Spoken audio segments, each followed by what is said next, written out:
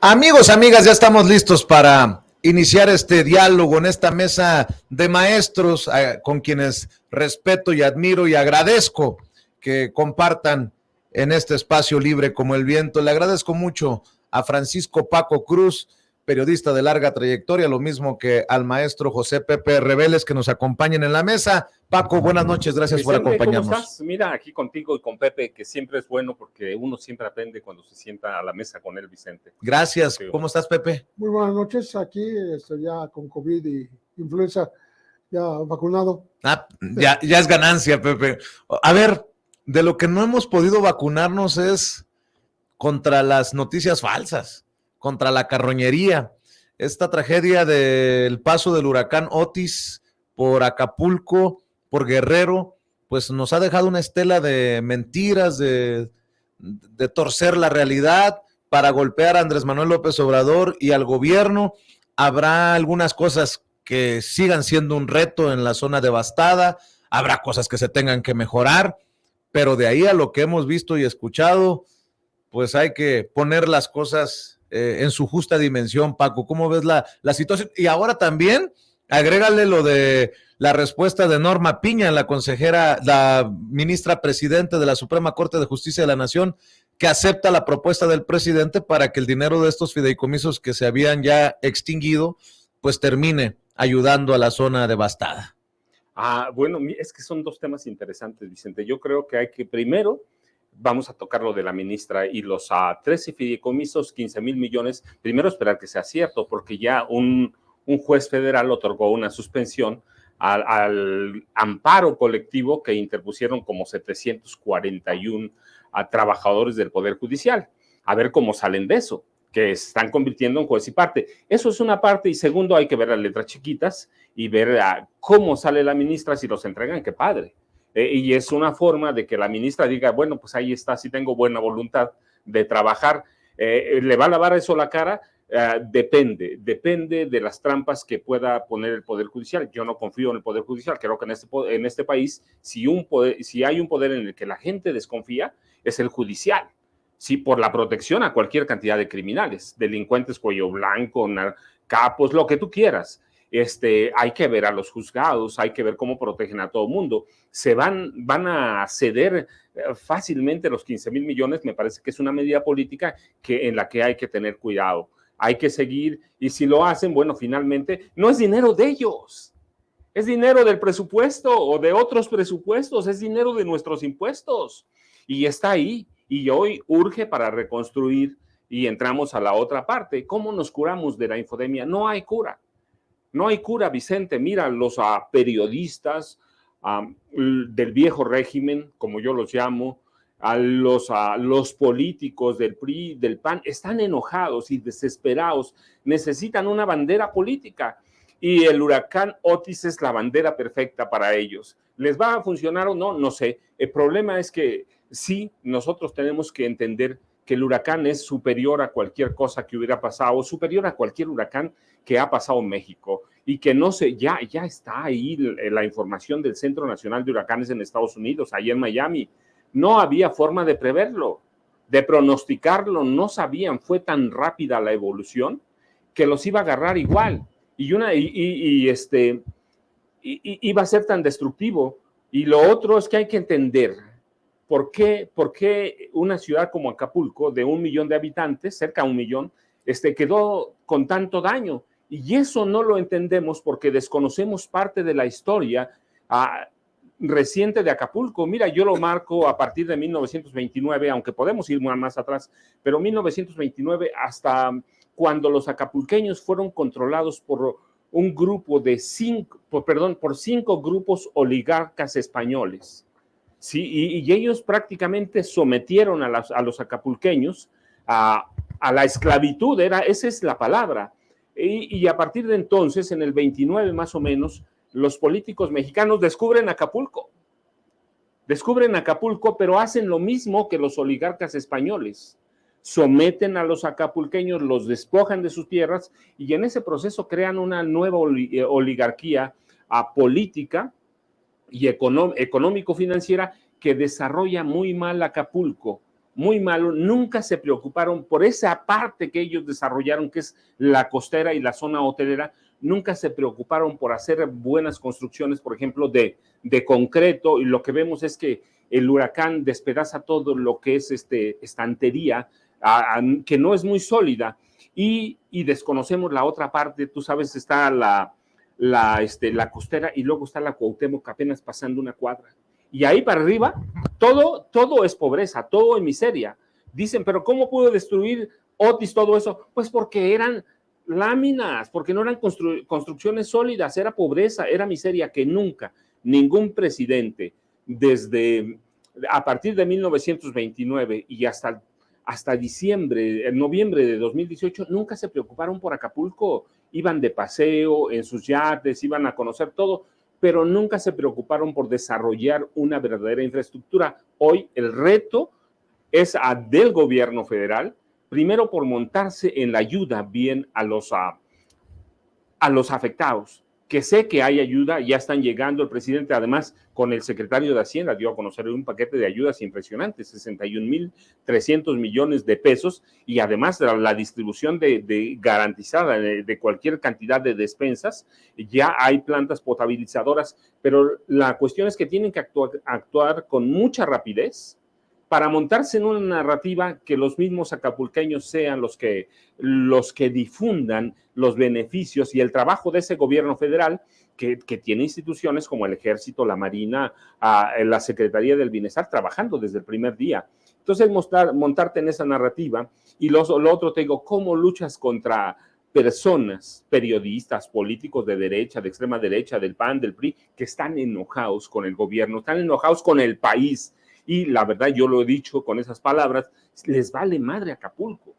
Están montados en una narrativa político-electoral con miras a debilitar la imagen del presidente López Obrador y montarse en las encuestas. Sin embargo, hoy las encuestas te dicen otra cosa. Sí, las encuestas de ellos, no de nosotros, las de ellos. Entonces, llevan prisa por montarse, y es comprensible desde su lado lo que están haciendo, pero en esa narrativa se llevan por las patas a Acapulco porque ignoran todo el pasado, ignoran todo, e ignoran o nos quieren ver la cara de que Otis se podía prever. Voy a decir algo fuerte. Parecería que estuvieron esperando todos estos años para que pasara una tragedia así, para pues golpear al gobierno que encabeza Andrés Manuel López Obrador. La pandemia, como fue generalizada, como fue mundial, sí fue para el golpeteo, pero no les funcionó el golpeteo porque, de acuerdo a las encuestas, sale fortalecido incluso el presidente Andrés Manuel López Obrador. Algunos pareciera que están pensando a ver si esta nos pega, o no sé tú qué veas, Pepe. Sí, desgraciadamente hay quienes se quieren montar, están buscando montarse en una tragedia, y en este caso pues, le tocó a Acapulco, en donde es obvio que nadie podía prevenir lo que iba a pasar. Fue tan rápido la transformación de este huracán, del Otis, a llegar a categoría 5, que tomó a todo el mundo desprevenido. Entonces, aquí hay desde la búsqueda de supuestas informaciones de retenes militares y de la Guardia Nacional, frenando a la gente y robándola, saqueándola en el camino a Acapulco a llevar ayuda, ¿no? Y que fue desmentida inmediatamente por varios testimonios de personas que sí estaban pasando, que decían, bueno, yo acabo de pasar con un tráiler y 2 camiones más que venían de mí con ayuda, y no hay ningún retén que esté impidiendo que eso ocurra, ¿no? De tal manera que pronto se empezó a demostrar cómo eran falsedades. Lo peor de todo es que hablan como si el gobierno hubiera dado origen a la tragedia. Es como si hubiera buscado que esta tragedia ocurriera para, no sé, dar ayudas a la gente y aparecer como el salvador de lo que estaba pasando ahí. No hay que olvidar que en los días previos al huracán Otis había habido la liquidación de unos policías municipales. Allá, Cierto. por la Costa Grande, en Coyuca de Benítez, y que estaba dando mucho de qué hablar, ¿no? Y entonces mucha gente quiso desviar esta fake news diciendo, no, pues es que se disfrazaron de militares los delincuentes, ¿no? Tampoco eso ocurrió. Pero bueno, hay que estar muy atentos cuando estas cosas ocurren para no irse con los engaños, ¿no? En lo que hace al otro tema de los fideicomisos, también hay que tener mucho cuidado y ver si se aterriza, porque una cosa es que se acepte una propuesta del presidente de la República por parte de la ministra ministra de la Suprema Corte, Norma Piña, y otra cosa es que se vaya a aterrizar. Que en el camino van a decir, bueno, nosotros lo aceptamos, hay una especie de gesto que rompe el diferendo que había, la confrontación abierta que había entre el Ejecutivo, el Congreso y la Suprema Corte por haberles obligado a disponer de esos fideicomisos sin quedarse con ellos. De hecho, un contacto que tengo en el Senado me escribía hace rato, es una simulación, me dice. Cuidado porque es una simulación. Ella ya sabía que un juez iba a dar luz verde a un amparo para detener el regreso de estos dineros a la federación, a la tesorería. Y por eso es que ella saca esta carta. Porque ahora está frenado esto. Que ese gesto de empatía tiene que ver con algo que puede suceder de otra manera, ¿no? Son 15,000 millones de pesos, ¿no? Suena muy bien que digan, pues aceptamos entregarlo, pero falta que lo entreguen, falta que sea realidad. O sea, a eso voy. No es lo mismo una promesa, una aceptación de una propuesta presidencial que el que esa promesa se traduzca en realidad y que los 15,000 millones en efecto se vayan a destinar a la tragedia de Acapulco, ¿no? ¿Hay ambigüedad en esta respuesta de Norma Lucía Piña Hernández al presidente? El presidente dice, está claro, ella es la decisión más importante ya se tomó, que es de la cabeza del Poder Judicial, y le duela a quien le duela, le pese a quien le pese. Ya veo a comunicadores y a políticos hasta tirándole crítica a Norma Piña. Yo, Vicente, fíjate, yo veo un grado de perversidad en un tema y en otro. En el de Acapulco, en el de las noticias falsas. Mira, yo no digo que hay desinformación, no hay. Hay mucha información falsa, que es diferente. Hay una especie de infodemia, y hay perversidad en aquellos comunicadores y aquellos políticos, empezando encabezados ahora por Felipe Calderón y por Margarita Zavala, ¿no? Que aparecen ahí. Hay cierto grado de perversidad en el manejo informativo. Y en el caso de la Suprema Corte también veo una especie de perversidad, porque inmediato, como decía Pepe, hay que tener cuidado. Una cosa es decir, pues sí, acepto, pero inmediato un juez federal acepta una suspensión o dicta una suspensión, que es un amparo provisional en palabras llanas. Entonces hay que ver cómo se desarrolla, pero es un poco de perversidad. Lo importante es que primero descongela un poco la relación que hay, esa relación que hay entre los tres poderes, entre las cabezas de los tres poderes, sobre todo entre el Ejecutivo y el Legislativo. Lo descongela un poco, lo abre y permite que el tema de Acapulco se trabaje como debe trabajarse, con ayuda a quienes necesitan, con ayuda que llegue inmediato. Es decir, los damnificados en Acapulco, todos prácticamente, tú lo viviste, perdimos todo. Necesitan que entren alimentos, que entre agua, que empiecen a reconstruir la zona hotelera, porque es su única fuente de empleo, ¿sabes? El problema en Acapulco es que no se produce nada que sea industrial, no hay un desarrollo como en otras partes del país, es turismo y punto, no se produce nada. Entonces lo importante es que dejen trabajar al gobierno, que dejen trabajar al ejército, con todo lo que yo hablo del ejército, fíjate, que dejen trabajar la Marina, que dejen trabajar a la Secretaría del Bienestar, y que dejen que fluyan los recursos. Y luego hay que analizar ya con cuidado cómo avanza el proceso de los 15,000 millones de pesos que servirían en este momento, pero para darle mucho aire a Acapulco, que lo necesita. De hecho, el presidente presenta un plan de más de 60,000 millones de pesos.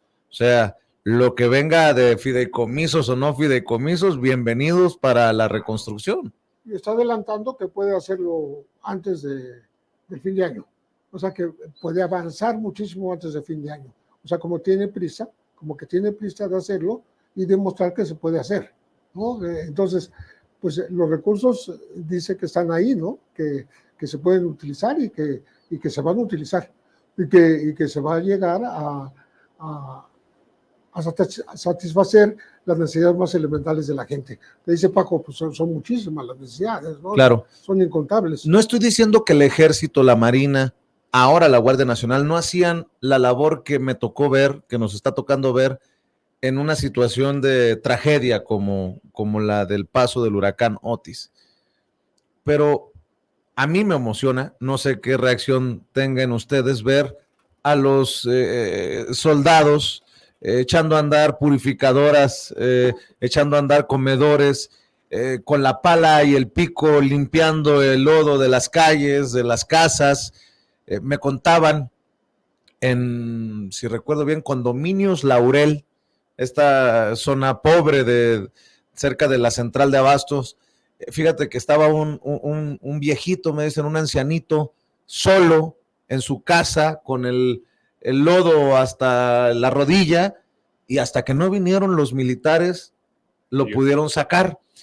Y digo yo, prefiero tener a los militares. Si hay tal militarización como dicen en la oposición, yo quiero que luzca como esto, ¿no?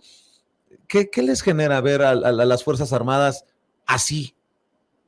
Mira, Vicente, yo lo digo y yo soy muy claro en eso. Qué bueno que está haciendo esa labor ahorita el Ejército, qué bueno que la Armada de México está metido en estas labores en este momento y siempre debía ser, pero también hay que ver el otro lado. Es momento que nos preocupemos por desarrollar un sistema de apoyo civil, como quieran llamarlo, y qué bueno que nos apoye el Ejército. Yo digo, la verdad es que yo lo he visto, no me lo han contado, me lo han platicado mis amigos que viven allá, y yo lo debo decir. Yo soy pensionado por el Seguro Social de Acapulco, ¿sí? Por el Seguro Social de Acapulco. Así que, sí, qué bueno que lo están ayudando, qué bueno que le echen la mano, pero es momento también de que si nunca antes ningún presidente se preocupó por crear una estructura de servicio, de apoyo a catástrofes como esta, de civiles, es tiempo que lo empecemos a planear ahora mismo y decir, pues qué bueno que está haciendo, que funciona el plan Marina, que para eso es, qué bueno que funciona el plan DN3E, que para eso es también, pero qué bueno que hoy en el gobierno de López Obrador se puedan sentar las bases para crear un sistema de apoyo para desastres que no se presentan tantos, pero hay, porque somos una zona sísmica, tenemos el Atlántico, por un lado tenemos el Pacífico por el otro. Entonces esto nos muestra que debe haber otro tipo de apoyo y nos muestra también que hay zonas costeras en las que debemos trabajar mucho para que el desarrollo sea más sostenido, pero a través verdaderamente por ejemplo, de construcciones sólidas. ¿Qué es lo que pega? Es que no hay a dónde dormir. ¿Por qué? Porque no tiene nada. Entonces, qué bueno. La verdad, yo lo he visto a militares cargando a los alimentos, a las despensas de gente que no tiene nada. Los he visto cargar el agua, pero está bien. Hoy, pues tenemos que tener un sistema de apoyo en esas épocas. Digo, no hay muchas, pero sí hay. Entonces, es necesario desarrollarlo bien. Y la otra cosa que debemos ver es que, mira, toda la oposición se llenaba, ¿te acuerdas el primer día? No, se acabaron el Fonden, 18,000 millones. Lili Telles lo vimos, se lo robaron, te lo robaste, Antares, te lo robaste, ¿no? En aquel show que montaron, y no hay 18,000 millones.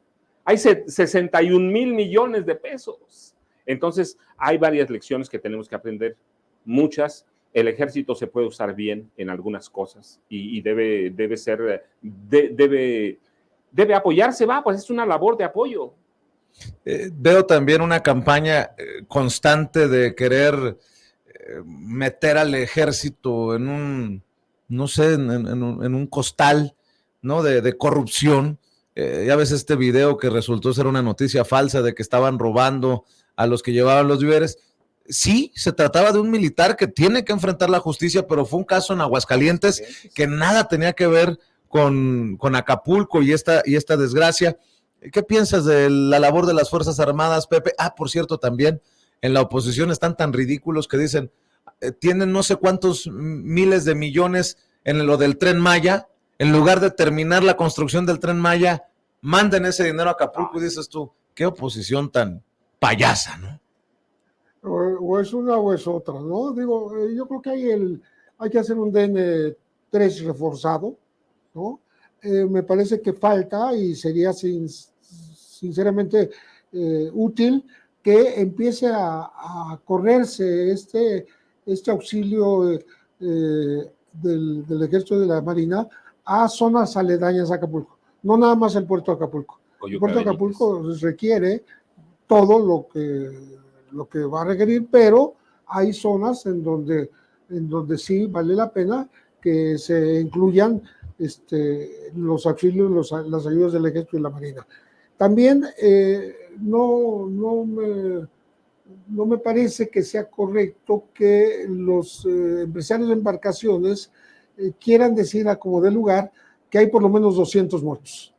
O sea, los muertos son 40 y tantos, no llegan a 50, pero van confirmándose.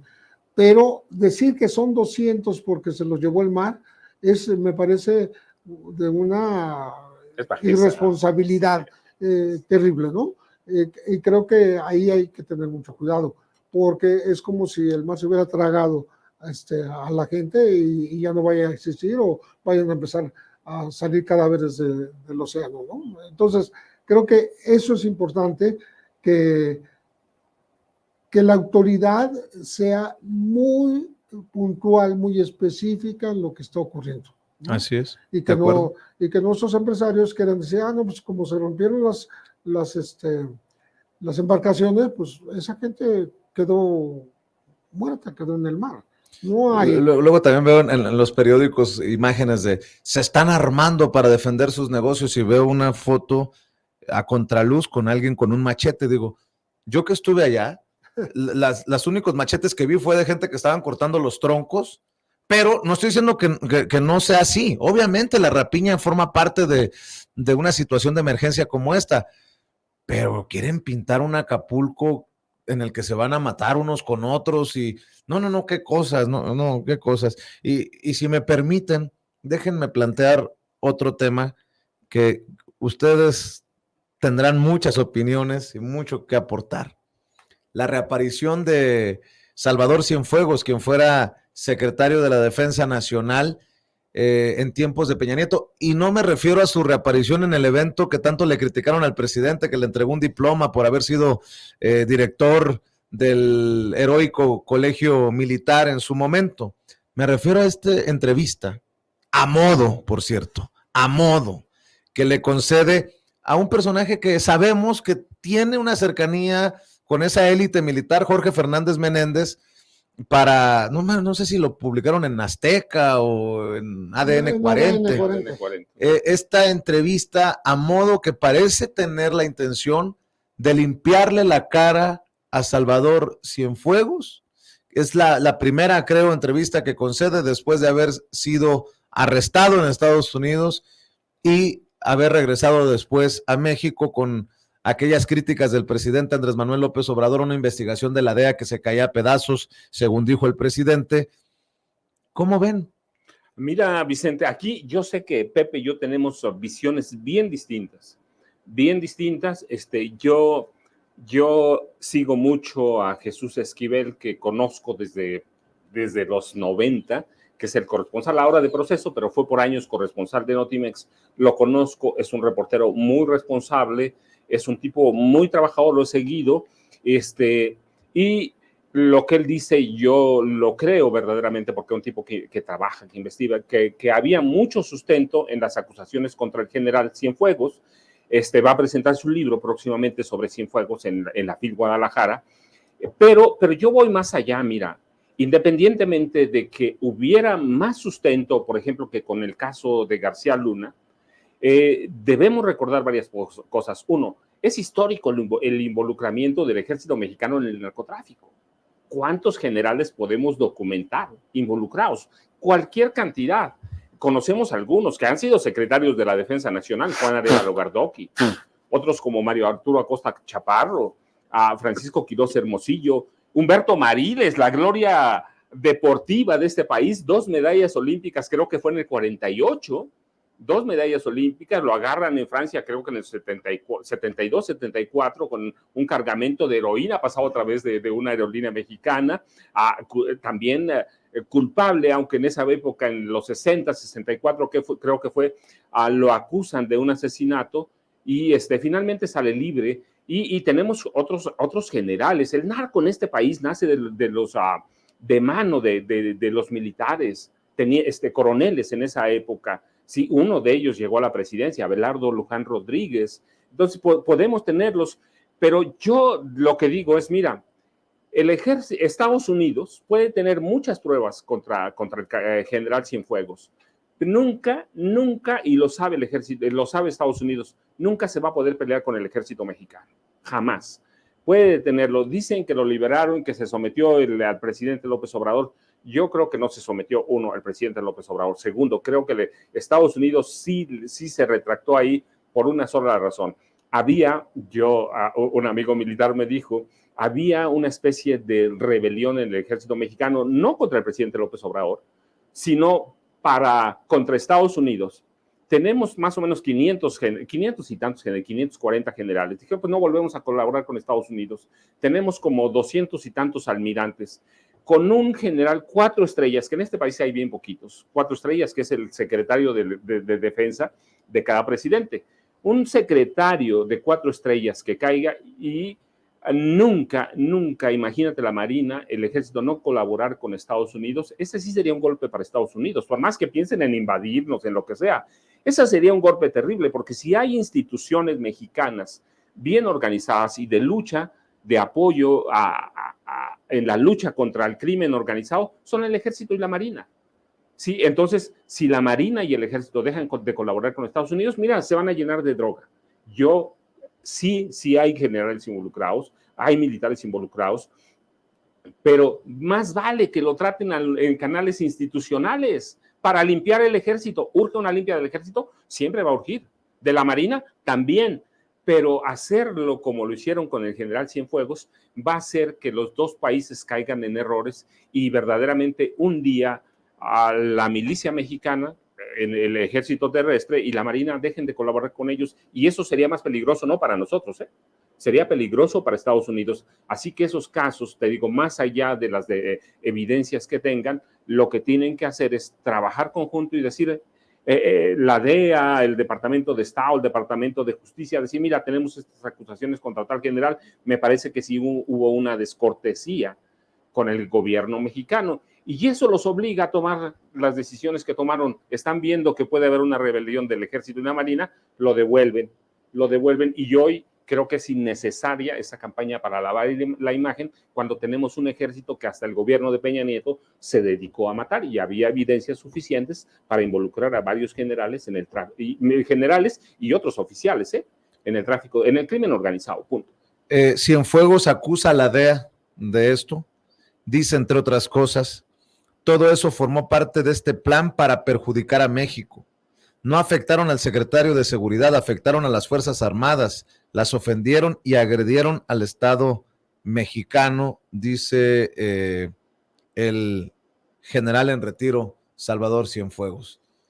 Hay algunas novedades interesantes, inéditas, vamos a decir, dentro de la entrevista a modo, que estoy de acuerdo, ¿no?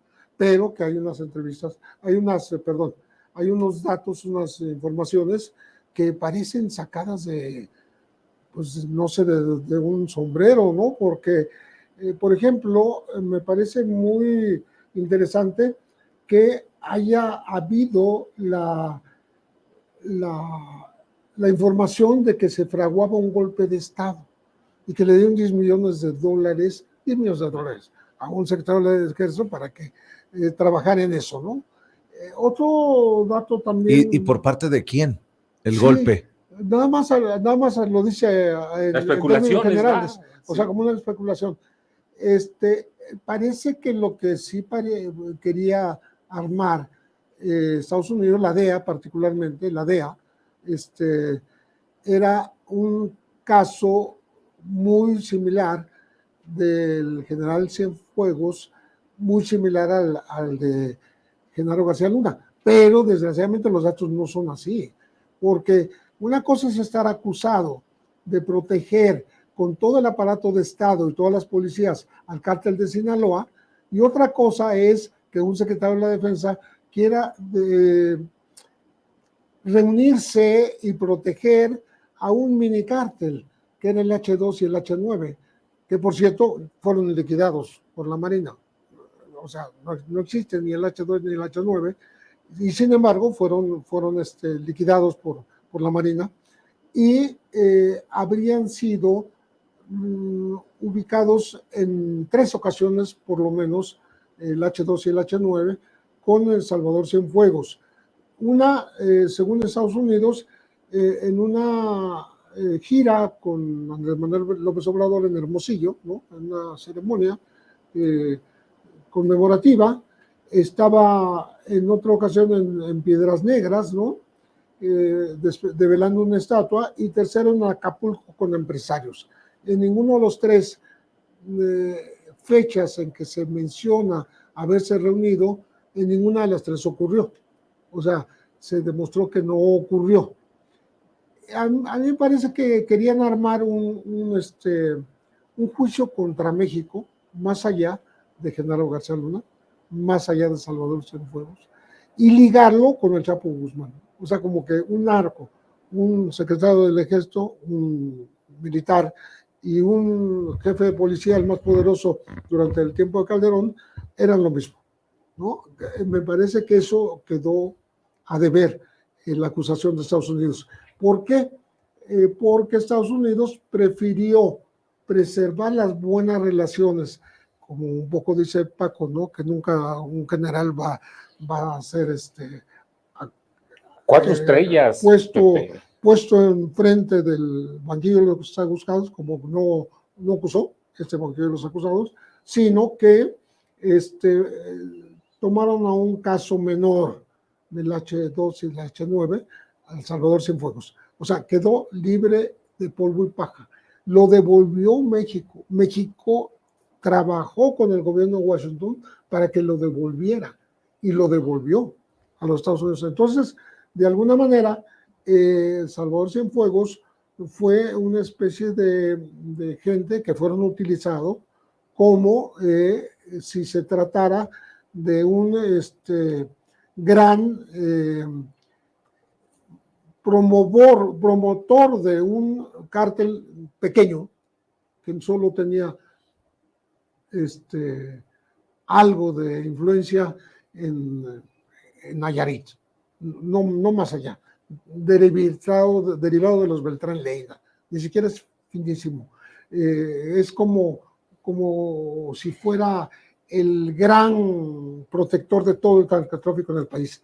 Yo no digo que no hablan varios generales, no nada más Salvador Cienfuegos, sino muchos otros podrían haber sido cobertura del narcotráfico en varios lugares, pero no hay una formal más que esa, una acusación formal, y ninguna acusación formal en México. Entonces, yo creo que hay que ponerlo en su dimensión, y sobre todo que terminó de entregar a México como inocente, como una persona que llegó a México porque México la trajo inocente, viajando en un avión. Tras poner la frontera, lo cuenta Cienfuegos, le quitaron las esposas y ya lo dejaron libre, porque quedó libre en cruzando territorio mexicano. Pero hay que también aclarar una cosa, Paco.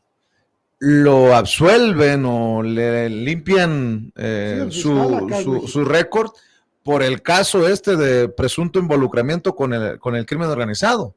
Pero Cienfuegos es un personaje muy oscuro, Vicente, oscuro, muy oscuro, por el caso Ayotzinapa, por las masacres. O sea, eso no tiene, lo de la DEA no tiene nada que ver, y lo menciono porque también en la entrevista dice, no me arrepiento de nada, estoy orgulloso de lo que hice y lo que fui. Si eso no es dejarle lavar la cara en tu pantalla a un personaje sin que le refutes, sin que lo confrontes, no sé qué es. Ah, mira, Vicente, tiene un pasado bien oscuro. O sea, por eso yo decía, es una entrevista innecesaria. Es una entrevista innecesaria porque tiene, sí, Ayotzinapa, ya lo hemos dicho, está documentado. Él supo en tiempo real lo que pasaba en Ayotzinapa. Él conoció cómo el ejército traficaba armas en Tlatlaya. Fusilamiento de 22 personas por el ejército. Y hay cualquier cantidad de crímenes atribuidos al ejército cuando él era el general 4 estrellas, el secretario de la Defensa Nacional. Sí, tiene un pasado bien oscuro, bien denso. Ya, déjalo ahí, y si hay acusaciones formales hay que seguirlo, pero eso de lavarle la cara a un general como Cienfuegos, está bien, eso ya hay que decirlo, pero también hay que ver quién es. Canal 40, ADN 40, Ricardo Salinas Pliego, una sociedad que tuvo ahí muy perversa con el gobierno de Enrique Peña Nieto. Entonces hay que ver todos esos ángulos, hay que ver esa prensa, decíamos hace rato, hay cualquier cantidad de perversidades en este momento. Y hay que ver a quién se la dio, a un tipo que es un periodista o comunicador de extrema derecha, un tipo gobiernista siempre, ¿cierto? No, absolutamente. Salvo ahora. Sí. Entonces, hay que tener cuidado. Yo digo, le puedes lavar la cara a mucha gente, a un general como Cienfuegos, nunca. Yo creo que hay esa parte, que es lo que iba a terminar exactamente, que es un personaje mento que ha estado en el caso de los 43 desaparecidos. Yo me acuerdo muchísimo del desaparecido de los normalistas, que decía que no le quitaban a mis machos, no lo van a... No van a entrar, interrogar. No van a interrogar. No se lo van a llevar a ustedes, ¿no? Entonces, esto está ocupado de esa acusado, de esa forma demente de empatar con sus militares como si fueran absolutamente inocentes. En el caso de Tlaya también, no es que eso es mucho anterior. El caso... unos meses antes de Ayotzinapa, sí, fusilados. De los 43 normalistas. Pero eso es un asunto que no hizo Estados Unidos. Eso no tiene que ver. Son internos. Yo quiero apelar a esa parte del gobierno de Washington, ¿sí?, que quiso que sentar a un general del ejército, ¿sí?, para armar un caso transnacional, pero no lo pudo hacer, y apeló justamente a las relaciones entre Estados Unidos y Estados Unidos como una forma de dejarlo, pues, sin juzgar. Ya no juzgué. Entonces, no, lo dejaron en el olvido. Sí, eso es algo históricamente se olvidó de Washington, Cienfuegos, y tampoco, Canel no ha aceptado jamás una disculpe, después de haberle acusado de haber sido un golpe de Estado, de haber apareció como el gran general protector del narcotráfico, y no pasó. O sea, no ocurrió nada. A eso voy, que es un embate de Washington hacia hacia México y hay que tomarlo también así. Pero mira, también eso muestra otra cosa, Vicente, Pepe. Eso muestra que también hay impericia en Washington. O sea, no siempre hay esos casos sólidos. Si tú vas a acusar a un personaje de la talla de Cienfuegos, lo que haces es preparar un caso bien sólido, súper sólido, lo presentas y lo haces. ¿Pero qué hicieron? Trabajaron al cuarto para las 12. Lo hicieron con las patas, como dicen en mi casa, y se ensuciaron, y lo que mostraron es que hay impericia, hay falta de preparación, que Washington arma los casos como se le pega la gana y que hay que tener mucho cuidado. Pero también, por otro lado, mira, yo digo, mostró la necesidad de ver nosotros hacia adentro del ejército. O sea, el hecho de que lo hayan dejado, que se haya negociado, lo que sea, también nos muestra que hace tiempo debimos haber visto hacia adentro del ejército, un ejército que se corrompió también, que fue garante por años, por décadas de la corrupción de este país. Y lo mismo la Marina, que es una institución más respetada incluso que el ejército. Eso nos muestra que hace falta que nosotros veamos adentro y que nosotros demos a conocer eso. Lo que pasa es que tenemos una prensa que también nunca se preocupó por nada. ¿Por qué? Pues porque la mantenían muy bien. Y hoy tenemos a esos periodistas defendiéndolos. Así es, Cienfuegos agradeció al presidente Andrés Manuel López Obrador la valiente defensa que hizo sobre su persona y dijo, entre otras cosas, que fue algo inmerecido, una injusticia, una vileza lo que le hicieron, que le afectaron a la familia y no nada más a él, se fueron a pegarle a las Fuerzas Armadas, al principal socio que tiene Estados Unidos para combatir las drogas, son precisamente las Fuerzas Armadas de México, dice Cienfuegos, Pepe. Sí, por supuesto se fortalece el ejército porque nadie creyó desde el gobierno que fuera culpable. Ese es el problema. O sea, no se armó un caso internacional como se quería armar. No hubo las pruebas en miles y miles de páginas que se encontró del expediente, que se entregó a México y a la Cancillería, en donde no se encontró todo lo que se decía que estaba detrás de esta acusación.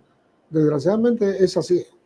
Yo creo que esa parte es lo que a mí me interesa decir, cómo Washington en un momento dado arma un asunto sobre un general de esta importancia de haber sido secretario de la Defensa con Peña Nieto y no se pudo armar el caso. O sea, ¿dónde quedaron las pruebas? No se conocen las pruebas de descargo.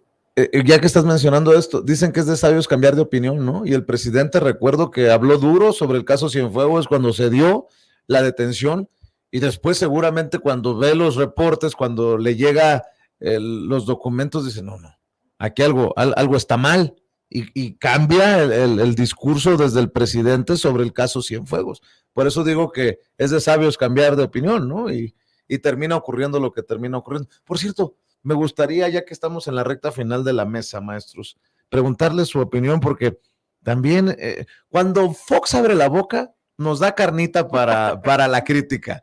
Cuando Felipe Calderón abre la boca, pues nos da carnita para exigirle respuestas por el caso García Luna.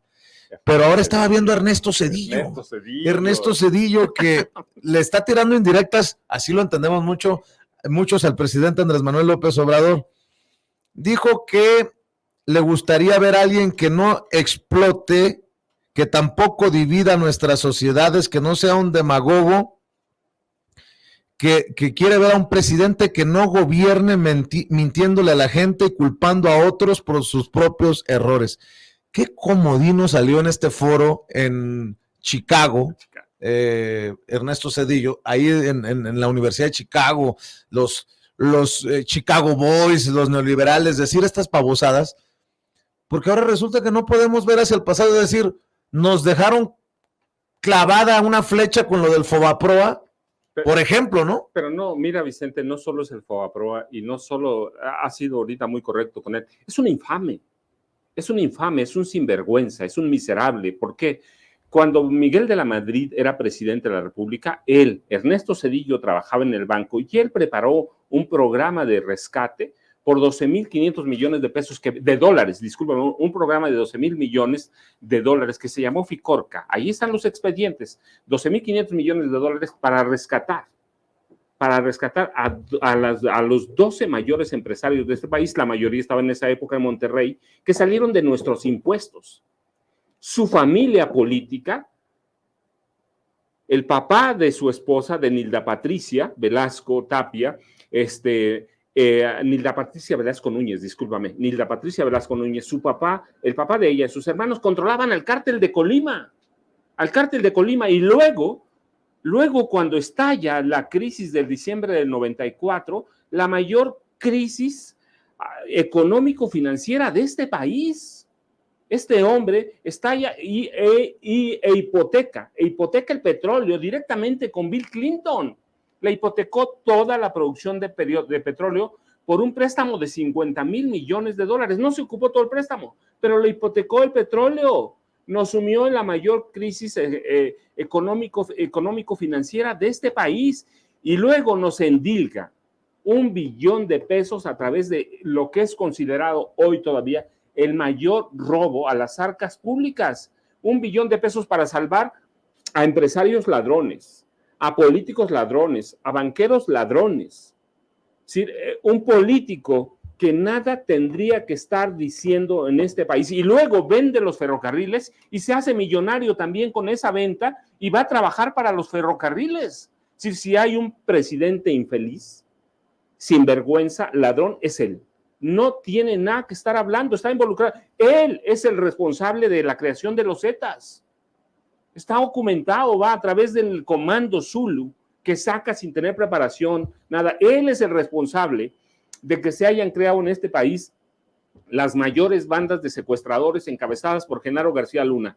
Podemos documentarlo. Él le encarga y Genaro García Luna empieza a negociar con todas las bandas de secuestradores y finalmente la orden era nada más liquidar a la banda del Mocho Orejas, de Daniel Arismendi López. No lo hace, él no lo hace, lo hace un comandante del Estado de México, Fuentes se apellidaba, ya murió encarcelado por García Luna.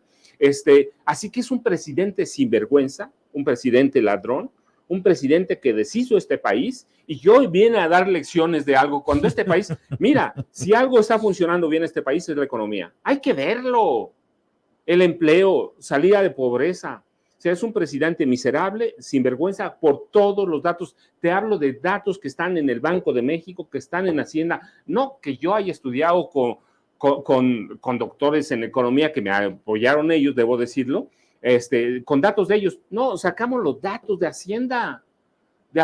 Ese tipo nos endilga 1 billón de pesos y ya antes nos habían endilgado 12.500 millones de dólares para salvar empresarios. Así que, ¿qué puede hablar de Ernesto Zedillo Ponce de León? Pero bueno, y está allá en el extranjero bien bonito, gastándose la lana. O él es muy perverso y le apuesta a la memoria corta y selectiva de la sociedad mexicana, o no sé qué sea esto. Sí, fue un presidente que obviamente hizo, no solamente preparó la alternancia política de este país, él puso las condiciones para que pudiera llegar la llamada alternancia de colores, ni siquiera de régimen, porque eso hay que discutirlo, si realmente Vicente, como dice, sacó al PRI de los Pinos y luego lo volvió a meter, ¿no? Pero el autor se llama Ernesto Zedillo Ponce de León. Y sí, en efecto, hay que recordar toda la liga que tuvo en su sexenio preparando la familia de su esposa, Nilda Patricia, como los aliados con los zares de las metanfetaminas. Los amezcuas. Sí, en la delincuencia organizada también preparó el ingreso de los Zetas a la vanguardia del narcotráfico en este país.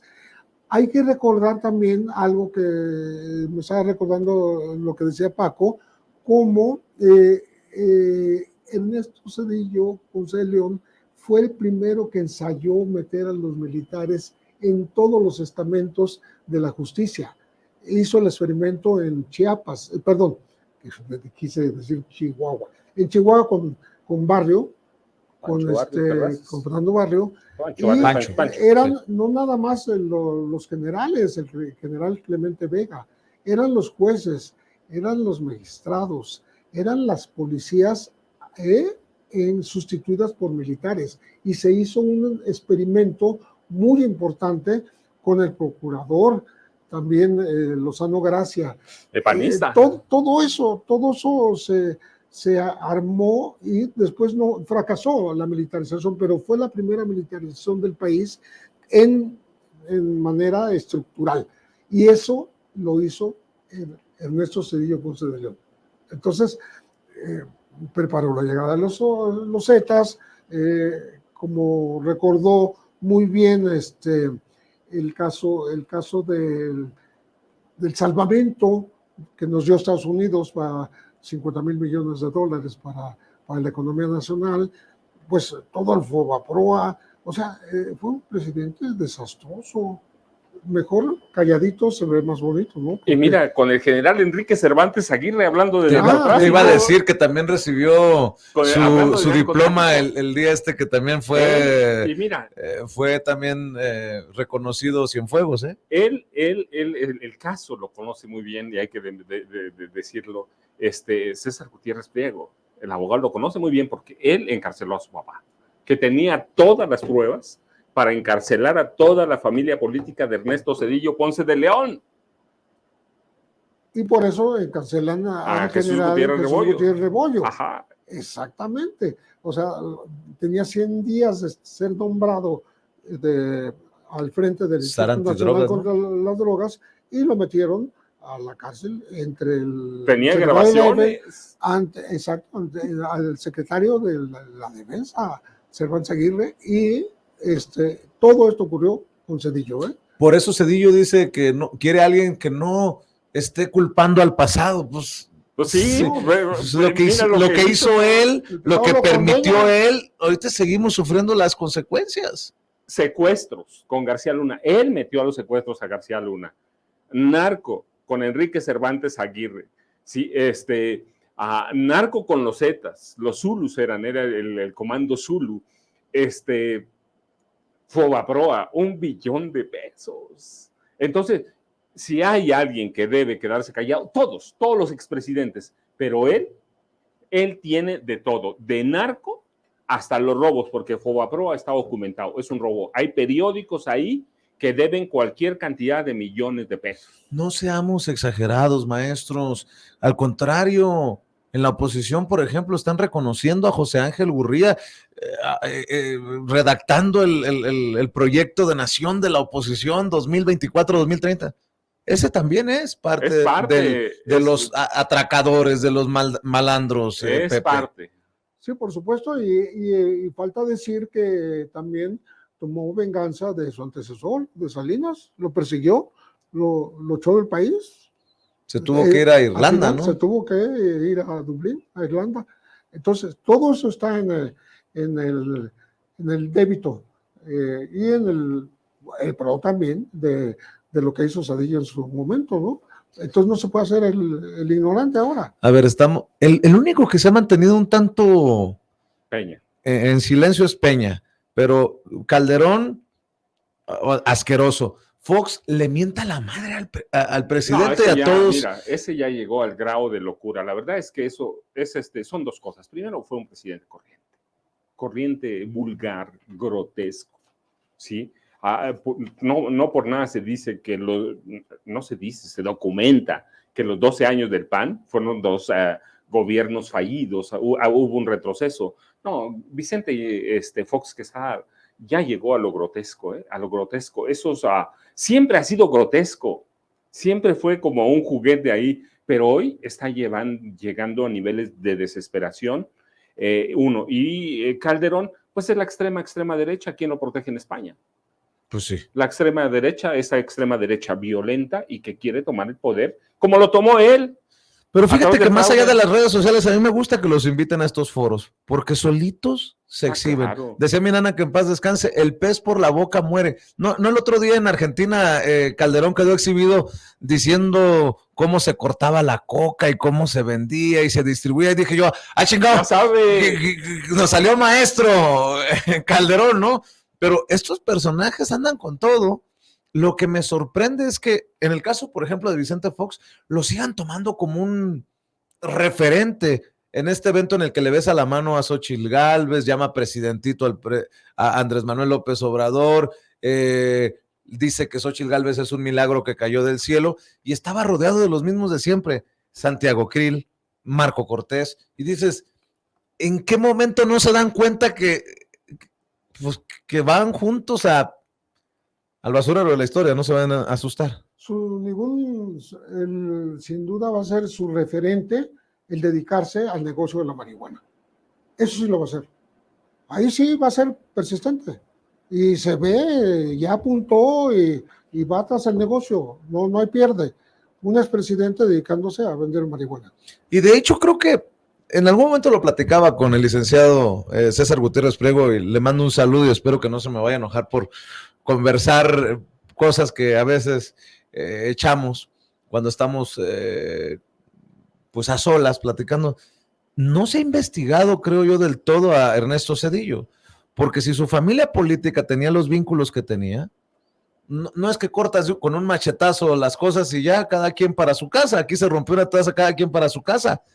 Tendríamos que definir hasta cuándo, o incluso si hasta nuestros días hay algo que pues mira, decir. Nunca hubo investigaciones porque ¿quién lo sucedió? Fox. Y si algo le aplaude la derecha, la extrema derecha panista a Zedillo, es que le cedió el poder sin nada. Aquí está. Que aceptó ya ganaste, la derrota, sí, ¿no? Ya ganaste. Y luego, ¿quién llega? Calderón.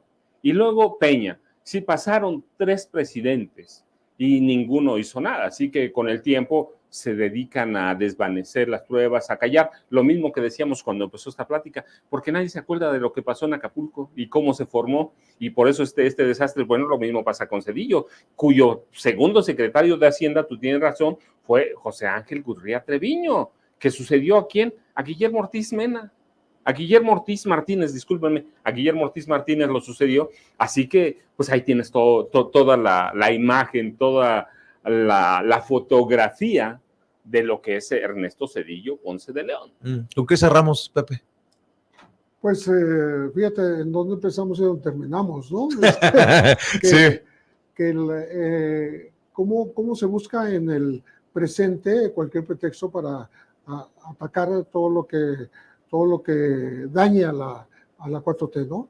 Y cómo se oculta todo lo que hizo un presidente que aparentemente era gris, pero fue muy activo en emplearse como un funcionario extranjero, ni sin siquiera dejar pasar un año de dejar de presidente, ya estaba trabajando para las transnacionales.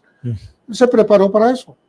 Me suena eso. ¿Te refieres a Felipe Calderón o a la puerta? No, es que todos son iguales, perdón, es que todos han sido iguales, mi querido Pepe Reveles, como siempre, es un placer, maestro, tenerte aquí en esta mesa y que siga habiendo más oportunidades de conversar. Muchísimas gracias. Gracias. Mi querido Paco, pues muchas gracias también a ti y cerremos invitando a la gente a tus redes. Vicente. Nada más aclaración. No le pido las redes a Pepe porque no anda en redes sociales, ¿no? Sí, Pepe no anda en esas cosas. No, yo ya sabes. Y además, siempre platicar con Pepe, ya ves, siempre tiene una memoria. La gente dice que yo tengo buena memoria. La verdad es que Pepe, pero además, otra cosa es que hace trampa. Ya viste que hace apuntes. Sí, trae su librito. Y eso es la vieja escuela, mi querido Pepe, todo en el librito, ¿no? Claro, no, yo ya sabes, Vicente, te agradezco mucho, lo mismo que a Pepe, @Paco Cruz Jiménez en Twitter, Francisco Cruz Jiménez en Facebook, y nos vemos mañana y la próxima semana con Pepe. A ver si un día de esto se le olvida en la oficina aquí el librito para... Todos los secretos, mira. Gracias a los maestros, a Pepe Reveles y a Paco Cruz que hablan con nosotros sin censura. Y muchas gracias a ustedes por su apoyo. Recuerde, no se conforme con solo vernos aquí. Ayúdenos a compartir con familiares, amigos, contactos a través de WhatsApp, de Facebook, de Twitter, por donde usted quiera este contenido. Muchas gracias.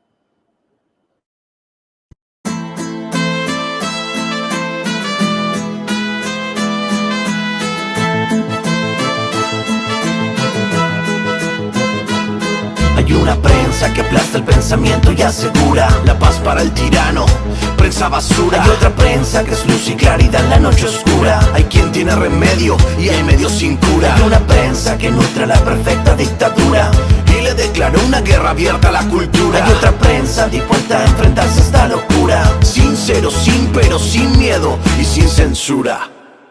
Hay una prensa sin vergüenza que dispensa ofensas a una masa densa que desconoce qué piensa. Si cambia de discurso buscando que no se note, porque no llegó la pauta, la payola ni el chayote. Corporaciones contabilizando acciones a la hora de esconder o pregonar sus posiciones, dejando trascender suposiciones, chimentos o pariendo mentiras sin ningún remordimiento. La libertad de prensa, la libertad de empresa, la libertad expresa de los dueños de la imprenta, propensa a dar batalla en pos de su codicia a quien venga y dé la talla en la lucha por la justicia. Desquicia, son mentiras, no noticias, pero hay otra prensa de verdad que no es ficticia. Hay otra prensa que es caja de resonancia del padecer del pueblo y conoce sus circunstancias, que entiende que el presente no da gracia, que entiende que la pugna es entre mafia o democracia, que extiende su mano y prende el fuego en el llano, enciende troyanos, tiende calor humano, sin caretas, profetas de la protesta, y el vil metal no los distrae de la meta. La cancha está inclinada y los recursos del poder para hacer que se transmita su discurso no tienen límite, siempre es el interés y la mano generosa del lacayo que los imite. Quien critique a esta máquina perversa sentirá balas de cerca, será blanco de sus fuerzas. Harán que se retuerza su estructura, si no alcanza seguirán por la censura.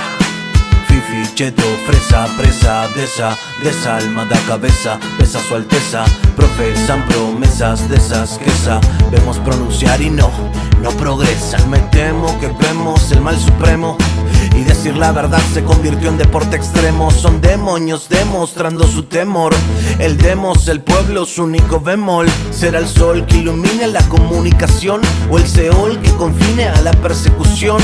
Porque un pueblo que ignora no puede ser feliz. Una prensa y otra prensa, ¿cuál vas a elegir? ¿Cuál vas a elegir? ¿Cuál vas a elegir? Sin censura, Daniel De Vita en el micrófono.